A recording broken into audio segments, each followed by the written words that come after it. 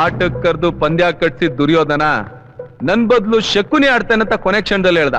ಧರ್ಮರಾಯ ಸ್ವಲ್ಪ ತಲೆ ಓಡಿಸಿ ನನ್ ಬದ್ಲು ಕೃಷ್ಣ ಆಡ್ತೇನೆ ಅಂತಂದಿದ್ರೆ ಕೌರವ್ರ ಪಾಂಡವ್ರ ಯುದ್ಧನೇ ನಡೀತಾ ಇರ್ಲಿಲ್ವಾ?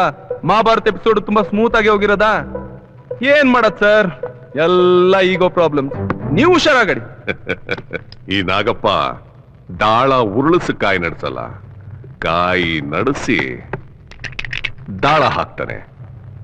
ಎಷ್ಟು ಮನೆ ದಾಟಿರ್ತೀನೋ ಅಷ್ಟೇ ಅಂಕಿ ಬಿದ್ದಿರುತ್ತೆ. ಇಲ್ಲಿವರೆಗೂ ನಿಮ್ಮ ಅದೃಷ್ಟದ ದಾಳ ನಡೀತಾ ಆಯ್ತು. ಆದ್ರೆ ಈಗ ಕಾಲ ಉರುಳ್ತಾ ಇದೆ. ನಿಮ್ ಟೈಮ್ ಬಂತು. ಯಾಕೆ ಅಂದ್ರೆ ಶಕುನಿ ಯಾವತ್ತೂ ಕೃಷ್ಣನ್ ಜೊತೆ ಪಗಡೆ ಆಡಿಲ್ಲ.